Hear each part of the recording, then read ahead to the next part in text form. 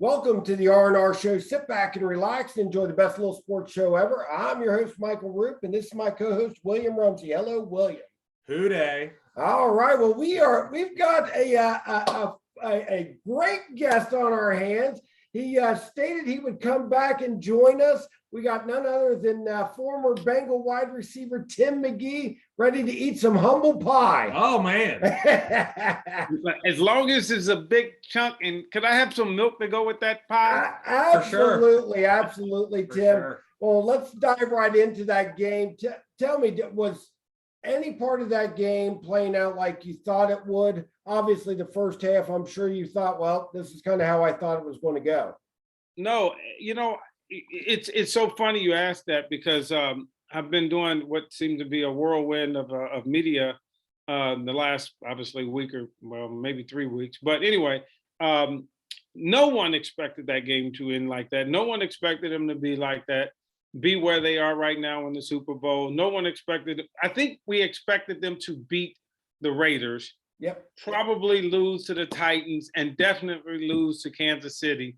And they proved us all wrong. Just some won't admit it. I will admit that's what I was thinking. That's what I said. And conventional wisdom will have it that when you looked at the rosters of Kansas City and you looked at the Bengals, you just felt, there was no way Patrick Mahomes will lose to the Bengals or anything twice. And, obviously the Bengals did a phenomenal job, and all it takes is 1 point, and that's what they did. They won by 1 point. What happened to Mahomes in the second half? I mean, I couldn't believe the difference between that first. I mean, that's just what happened. Well, when I looked at the game and I looked at the film a couple of times, things just didn't go their way. He made some uncharacteristic out of body mistakes. It was totally out of character of him. The two interceptions were so unfortunate because number one, you had a lineman. How do you not see this girth of a man in front of you? That's beyond my imagination. But the last one with Von Bell that pretty much, set the Bengals in motion to win the game. That's just where the ball has been bouncing the Bengals' way. That ball could have bounced anywhere in any other direction, and it bounced right into Von Bell's breadbasket, and you got the interception. So I don't think it was. People talk about adjustments, man. That's the most overrated thing I've ever heard. Don't nobody go into halftime and make these adjustments that, I get so, it's so amateurish to hear that. Like the coaches go in and go, okay, that didn't work. Let's try this. Yeah. No, all they do is say, here's what they're doing. Yeah. Let's adjust to what they're doing. So instead of doing it this way, we're going to do it this way, but we're not making, or teams do not make wholesale adjustments. They just say, okay, we thought they were going to play cover 2. Now they're playing cover 3. So we're running our cover 3 packages. That's all. I think the Bengals just have some talented dudes. Well, there's no question about that. I mean, the Bengals remember, offensively, the Bengals are just as much as talented as anyone in the National Football League. Now I really believe this will be maybe the only week that, I felt with Kansas City had Travis Kelce, Tyreek Hill, and Patrick Mahomes. But when you look at the team that they're playing against now, wow, they got a lot of talent. Now, they probably, I would say they are equal to, if not better than, because, I can't give as much as I would love to. Matthew Stafford is a wily veteran, and, he's a hell of a talent. And so when if you're going to compare offenses to offense, players to players, it's, Cooper Kupp. Remember, you may like Jamar Chase better because he has our uniform on, but there's a guy that actually won the Triple Crown, and that just don't happen. So, it is what it is. So when you look at and you do the comparison, it does kind of scare you going into this game, and we haven't talked about their defense yet. Yeah. Now, real quick, right before we leave that KC game, I did want to ask you one little thing. Why did Tyreek just totally get shut out in that second half? It just seemed like there was a little bit of a dust up on the sideline with Hardman. Was you surprised they didn't even try to get the ball at all to Cheetah there in the second half? No, I wasn't, because basically what the Bengals did, they made a conscious effort to totally take him out the game and let somebody else beat him. Okay. And if you look, and you talk about the game being just a game of inches, look how many balls that Travis Kelce missed by like literally 2 inches. 2 inches, and that game would have been totally different. But yes, they made the conscious effort to take Tyreek Hill out of the game, and they didn't move him around, because sometimes what they'll do is, like, for example, Jamar Chase or Tyreek Hill, they'll play what's called the X receiver, where they're by themselves. Well, that's really easy to give special attention to, and sometimes you call it double coverage or double zone. Well, if you move him to the slot, now what do? Because now he can work the middle of the field, and he can go either way, where when you're out wide as a wide receiver by the numbers, you can only break in. There's not a lot of room to break out. So I was really surprised they didn't really do that. But I just felt, when you looked at the game, it just, didn't you guys feel, I felt like, okay, Kansas City will get it back together. Every series I was like, okay, here comes Kansas City's going to get it back together. Okay, here they come. And they just kept making mistake after mistake after mistake. Yeah, I had the conversation today, the Mahomes pass where Von Bell intercepted it, that every Bengals fan in their heart felt that Tyreek was going to be open and catch that ball. When it was in the air, we were like, Tyreek's going to catch that ball, and he didn't, and it was so surreal. That's the difference in this year and the last 30 years. Yep. What you said, that oblong football always bounced away from the Bengals, and it bounced to Tyreek Hill. And not only did it bounced to Tyreek Hill, that both defenders fell down, and Tyreek Hill went in for the game-winning touchdown. That was the pass. This year, that football is bouncing their way. They have Lady Luck on their side, and that's not demeaning or taking away anything from the skill set standpoint. They just got Lady Luck, and Lady Luck has rolled them all the way to the Super Bowl. They've got Lady Luck and Jesse Bates. that dude has had an awesome postseason. They got to pay him. And they're not giving him, you don't hear giving him a lot of credit. There's 2 unsung heroes on the Bengals team. Number 1 is Jesse Bates, and number 2 is Mike Brown. You don't hear about those 2, But, when the Bengals was struggling in the middle of the year, you heard about Jesse Bates not having his Pro Bowl type year. And, you always hear about Mike Brown, he's always the GOAT. And I'm talking about the animal, not the greatest of all time. So it's those, Mike put this group of guys together. And, Jesse Bates, like you said, I think he's having one hell of a postseason. And, he's back to being the Jesse Bates that we come to expect. I promise you, we're going to hear more about Jesse Bates come this offseason, about this contract he's going to want. Hey, with success comes dollars. Absolutely. Well, let's fast forward to the big game on Sunday. Obviously, offensively for the Bengals, going against the Rams. Obviously, everybody's got number 99 on their mind. How are we going to block this thing up to make sure that Joe Shiesty has some time to get to these weapons? You're not. It's just here's the bad news, and it's truly, we're talking about on paper. Obviously, that's why they still play the game. Yeah. The problem, the Rams defense presents a major problem for the Bengals, and we're not talking about the execution again. We're talking about strategically. The Rams, from a personnel standpoint, they have very, very good players pretty much at every position. Yep. And we're talking about on the defensive side of the ball. However, they're one of a few teams, if not the only team, that has a Hall of Famer in the interior lineman, a Hall of Famer coming around the end, and maybe if not a Hall of Famer, definitely a shutdown corner, or the premier shutdown corner, or one of the premier shutdown corners in the NFL. So they have all 3 levels taken care of. Well, when you look at the Kansas City Chiefs game and what adjustments did the Bengals make from the Tennessee Titan 9 sack game to the Kansas City Chiefs, very little pressure. Yep. Joe Burrow ran. Yeah, Joe Burrow ran the football. He ran the ball, and he got some sizable yardage in very opportune situations. Yeah. Well, now you're going to have push up the middle and pressure from the edge. And now you got your back end covered in your number 1 guy. Now, don't get me wrong. I still think that leads an advantage with T. Higgins. CJ I don't know. I mean, again, he could be out there. He's going to be 60%. Yep. So that's one of those things. I think if he plays, he probably hurt the team more than he helps the team. Yep. But, that gallant effort. So, again, push up the middle takes away the lanes for the run of the quarterback, and they've seen it. And so I'm pretty sure they're going to be cognizant of it. Now, again, these are all strategic things. This is the chess match. Yeah. Now you got to go and execute it. But when you look at the personnel side of it, the Rams scares the hell out of me because unlike any other team, Kansas City didn't have no damn defense. Yeah.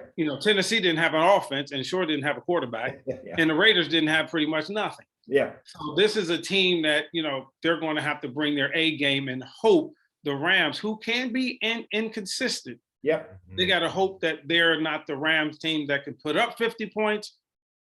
Hope they're the Ram teams that, struggle, and Matthew Stafford struggles, but I wouldn't bank on that, but that's what you have. Do you see the Bengals doing a lot of screens to offset that, pass rush? Yeah, I mean, I can see that happening. But again, when you have that screen, you're getting pressure up the middle and the edge. Well, on the back end, remember something. It takes, this is more bad news. You got to double Aaron Donald. Yeah. And he's still going to beat you. I mean, we know that. Okay. Yeah. That's two guys. Remember, the defense has the advantage anyway because they have an extra guy. Yeah. Because they have a free safety and you have a quarterback. So, bottom line, the defense is playing pretty much 11 on 10 football. When you double, now you're playing 9 on 11. So, if you follow what I'm saying, yeah. I know they got to try something. They got to see some weakness because the Rams can be beat. Yeah. The question is, when we talk about the game, we talk about all things being equal and what we see on the paper and what we come to expect. Obviously, that's why they play it. Things, things can turn out differently. But yeah, I see them trying to use the Rams assets against them. Yeah. So that could really help. Yeah. What do you got? Odell Beckham. He's had kind of a comeback the last 6 weeks or so. What do you think he's going to do on this stage? I'll be interested to see his game. Again, it still goes back to that pick your poison. I mean, Cooper Kupp, everyone knows he's going to get the ball, but he has 200 yards every game. Yeah. Mm-hmm. He has 10 catches every game. Beckham Jr., just as explosive as always. He just was in a system that didn't have a quarterback to get him the ball. Now he does. And you know what? When we talk about the Rams, we do not talk about Cam Akers. Correct. We do not talk about their running back, and he is a very good running back. So when I see, in the chess match, I'm so interested in Zach Taylor and Sean McVay's egos. Yep. Who's going to try to be more creative? Because they're going, I know he's going to try this. I'm going to try this. He's going to try this. So, you got two young coaches that probably would do something stupid let's just face it, they're probably going to do the flea flicker behind the back pass down the sideline, bring a 12th man in. It's going to be something just bizarre. Because, again, I don't know if both of them will be able to control their egos. So, again, it's going to be so interesting because this is the game that everybody says, "Ooh, yeah, ooh." Yeah. What do you think? So today I heard that the Bengals team is just so young that they just don't know to be nervous, whereas the Rams lost the Super Bowl a couple years ago, and that could be to the Bengals' advantage. What do you think about that? I think that's a bunch of BS. Yeah. You can't. Yeah, I understand totally, and I'm with it 100%.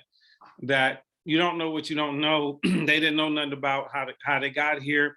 They wasn't worried about the past. They didn't plan the past. That legacy was not theirs, as far as the 30 years of losing. Playing in the Super Bowl, they're going to feel it. Yeah. They're going to feel the pressure. They're going to feel it's not going to be nervousness. It's going to be anxiety.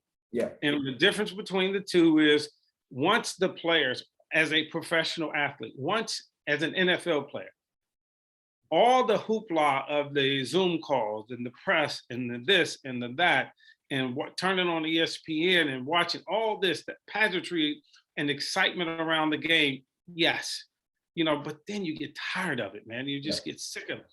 What a player wants most, we want to be in our comfort zone. Our comfort zone is like you. It's your lazy boy. It's your pillow.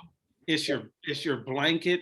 The football field represents that. So once they get to the stadium, all things are going to be equal. But this is where I disagree.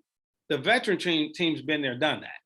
They know what it feels like. They know the hype. They know how long halftime is going to be. Trust me, you're playing, and we didn't talk about this, but you're playing a half, then you're sitting for an equivalent of a half. Yeah. Then you got to go out and play another half. Well, the experienced team has already gone through that. And let me tell you, that makes a major difference. And especially if you have older players, it really, truly does. Because they got to get restarted, re-energized and all that, get their bodies going again. And I think that could be an advantage to the Bengals. Now, talking about advantage, there's no doubt that the Bengals have a huge advantage in the kicking game with, Legatron, against the Rams kicker. Talk a little bit about McPherson and what he's done in this playoffs. Obviously, his body of work speaks for itself. Yep. I mean, he's been on point. He's been what we're doing right now. We're jinxing him. We're all saying he doesn't miss, and he's gonna miss. Yeah. It never fails. You're like, well, we all. Oh, he's Mr. Money, and he is. Everything, boom, boom, boom, boom. And he's been winning. But remember, the Rams ain't trying to score 3 points. Correct. 3 points, you're not going to win this game. No. Field goal kickers are not. They're not going to play a significant part of this game. There'll be unsung heroes. Yeah. Will it be Cam Akers? Will it be a punt return for a touchdown, a kickoff return for a touchdown, a pick six? Something of that nature has to happen for the Bengals to put themselves in. I believe that, yes, what you're saying is if the game comes down to it, I think the Bengals have an advantage in 1 point, 2 point wins because they know they're very comfortable and it's their second nature, man.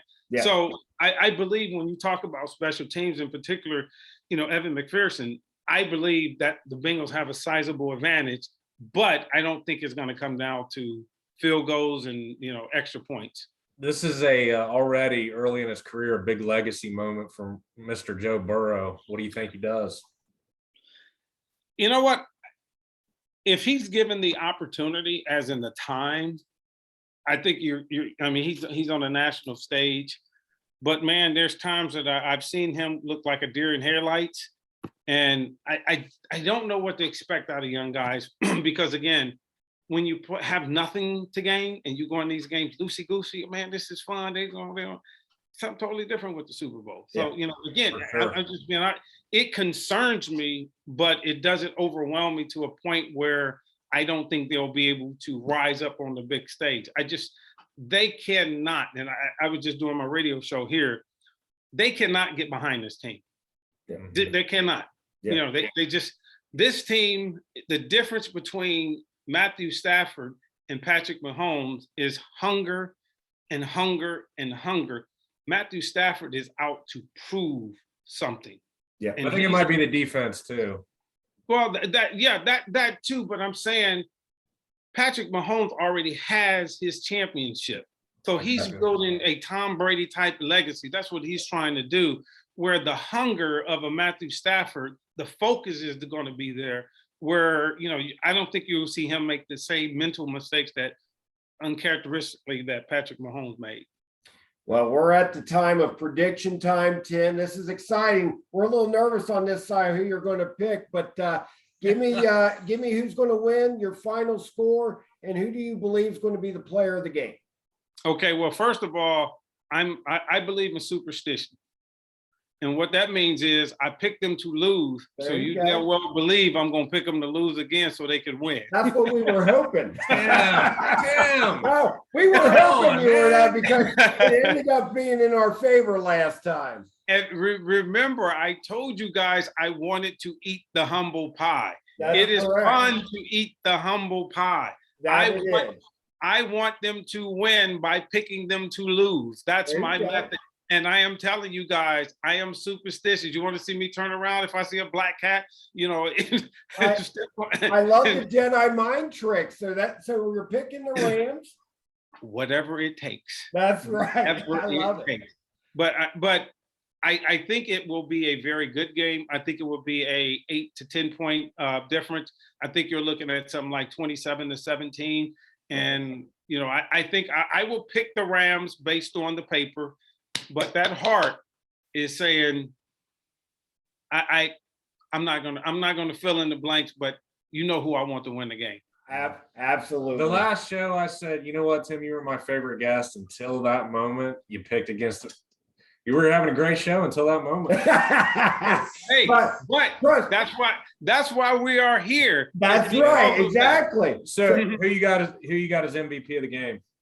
You know what? I'm going to go with Matthew Stafford. Okay. I think one of the two stars will shine. I think it will of the three players. And let me just say of the both teams. I think it would be the Matthew Stafford, Aaron Donalds, or Cam Akers is my unsung hero. The wild card. Right. Let me ask you one other quick question before we let you off here, Tim. Sure. You know how they made a conscious effort to take Tyreek out of the game in that second half. Do you think the Bengals will do whatever it takes to minimize? I know that's easier said than done than the Triple Crown threat winner of Cooper Kupp. Do you think that they would rather have somebody else beat them than Cooper and do what it takes to yeah. I mean, you're right on point. That's definitely got to be the game plan. I mean, I think we all agree on that, you know. Yeah. But that's by the same token, it's like we can pose that same question about stopping Joe Burrow or stopping Jamar Chase or stopping Aaron Donald. Week in and week out, the guys get their numbers because that's what makes them so special, because they're just that good. Yeah. So yeah. And what you want to do is don't have the mindset that you want to eliminate. You want to manage. You want, if he has his 10 catches, you don't want those 10 catches to be of an impact nature that destroys your chances to win the game. He's going to have his catches. Jamar Chase is going to have his catches. Joe Burrow's going to have his moments. And every coach will tell you they're going to make their plays. We have to just make more plays. So that's the chess match that, you know, inside the locker room that you're so interested in. As from a former player standpoint, I don't watch the football. I watch what goes on around the football. See what they're trying to set up. See if they're running slants, another slant, because here comes a slant and go. So these are the things, you know, okay, they bring him, everybody thinks Von Miller is coming around the edge. He does an in tackle twist and he's coming up the middle.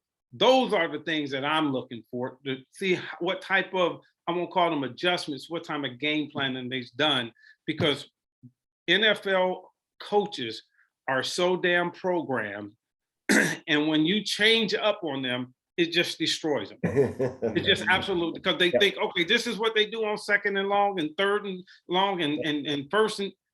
And when something goes different, you all see them on the sideline with those those little tablets. They go nuts. They go nuts. So I'm interested in that part of the game. Very cool. Thanks, Tim. That was awesome. Tim, we appreciate you coming back on. We're excited for Sunday, and let's do this again if we have to have you eat some more humble pie. How's that sound? Hey, as long as you guys get in the kitchen Sunday morning and start baking that damn humble pie. Start baking it so I can eat it about 9 o'clock Sunday night. Deal, buddy. Deal. We truly appreciate it, Tim. You take care. Thanks, guys. Appreciate you. Okay. All right. Thank you.